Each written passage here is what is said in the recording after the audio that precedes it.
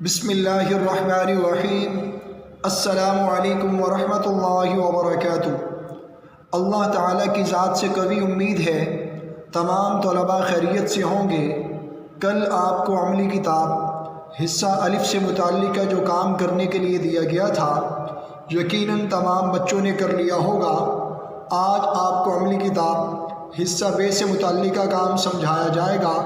اب چلتے ہیں عملی کتاب حصہ ب صفحہ نمبر 46 کی جانب۔ سب سے پہلے آج کی تاریخ نوٹ کیجیے، 10 دسمبر 2020 عیسوی، دن جمعرات۔ آج کے کام کا عنوان ہے خطوط نویسی، یعنی آج آپ کو سمجھایا جائے گا خط لکھنے کا کیا فائدہ ہوتا ہے، اور دوسرا خط لکھنے کے لیے کن باتوں پر عمل کرنا ضروری ہے۔ عزیز طلباء، جب ہم ایک دوسرے کے قریب ہوتے ہیں تو براہ راست بات چیت کر لیتے ہیں، لیکن جب ایک دوسرے سے دور ہوں تو گفتگو کا سلسلہ منقطع ہو جاتا ہے۔ اب اس گفتگو کے سلسلے کو برقرار رکھنے کے لیے ایک عمل ایسا ہے، اگر اسے اپنا لیا جائے تو گفتگو کا سلسلہ منقطع ہونے کی بجائے جاری رہتا ہے۔ اس عمل کو خط کہتے ہیں، یعنی خط کے ذریعے ہم اپنی بات دوسروں تک پہنچا سکتے ہیں اور دوسروں کی بات ہم تک پہنچ سکتی ہے۔ اسی وجہ سے خط کو آدھی ملاقات کہا جاتا ہے۔ اب آپ سمجھ گئے ہوں گے خط کا فائدہ، یعنی اگر کوئی دور ہو تب بھی آپ پریشان نہ ہوں، بلکہ آپ خط کے ذریعے اپنی بات جو اسے بتانا چاہتے ہیں وہ بتا سکتے ہیں۔ اور اس خط کو آدھی ملاقات بھی کہتے ہیں، وہ اس وجہ سے کہ خط کے ذریعے آپ اپنی بات تو بتا سکتے ہیں لیکن ایک دوسرے کو دیکھ نہیں پاتے۔ عربی زبان میں خط کو مکتوب، خط لکھنے والے کو کاتب، جسے خط لکھا جائے اسے مکتوب الیہ کہتے ہیں۔ اب اگر کوئی بچہ چاہتا ہے میرے خط کی تحریر خوبصورت ہو، جو پڑھے اسے لطف آئے، جو میں بات خط میں یعنی کرنا چاہ رہا ہوں، بتا رہا ہوں، وہ بات مکتوب الیہ کو سمجھ آ جائے، تو عزیز طلباء ان ہدایات پر عمل کرنا ضروری ہے۔ اگر آپ ان ہدایات پر عمل کریں گے اور ان ہدایات کو مد نظر رکھتے ہوئے خط لکھیں گے، آپ کے خط کا نفس مضمون خوبصورت ہوگا اور مکتوب الیہ کو بات سمجھ میں آئے گی اور اسے پڑھتے ہوئے لطف آئے گا۔ نمبر 1، صرف مطلب کی ضروری بات لکھیں، غیر ضروری باتوں سے پرہیز۔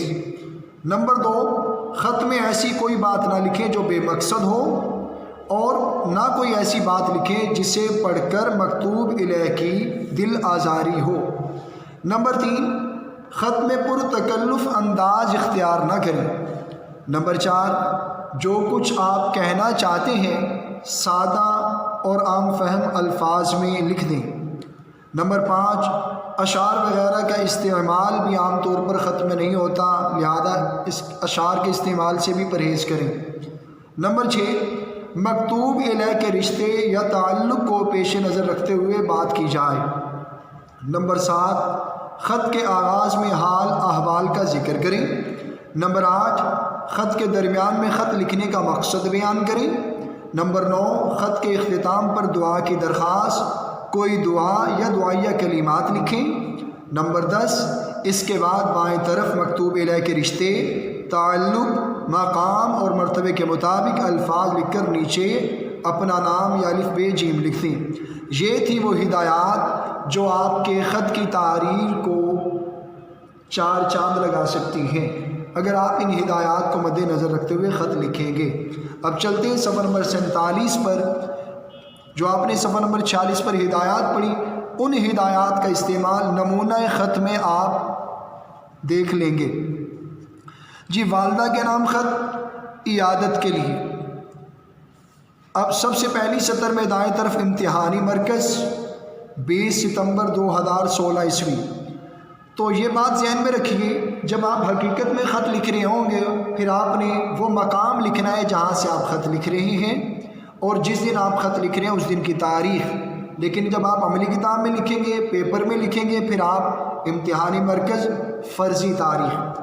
تیسری سطر میں درمیان میں القاب یعنی کاتب مکتوب الیہ سے جو تعلق ہے اس تعلق کو مد نظر رکھتے ہوئے القاب کا انتخاب کرے گا۔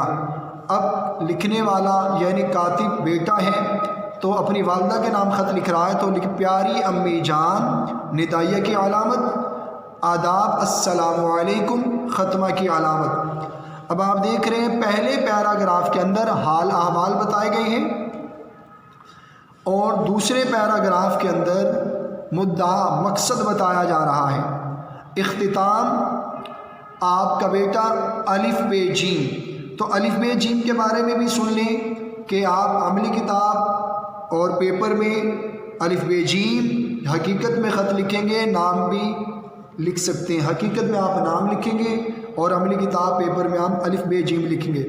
یہ تھا نمونہ خط جو آپ نے صفحہ نمبر 47 پر دیکھا۔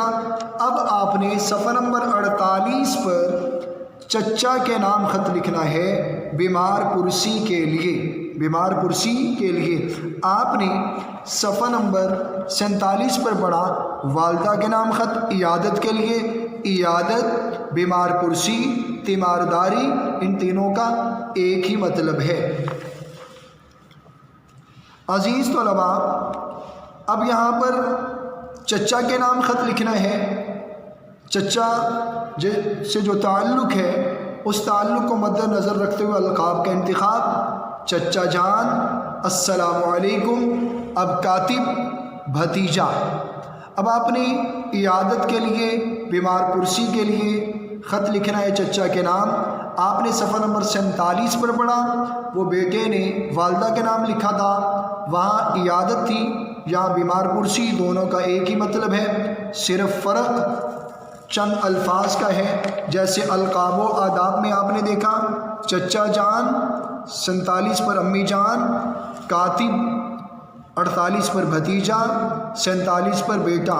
تو آپ نے اگر آپ اپنے الفاظ میں لکھنا چاہتے ہیں اپنے الفاظ میں لکھ سکتے ہیں، اگر کسی بچے کو لکھنے میں دشواری ہو تو وہ صفحہ نمبر 47 پر جو نمونہ خط آپ دیکھ رہے ہیں اسی کو مد نظر رکھتے ہوئے چند الفاظ کی تبدیلی سے آپ چچا کے نام بیمار پرسی کے حوالے سے خط لکھ لیں گے، اور لکھنے کے بعد آپ نے اسے یاد بھی کرنا ہے۔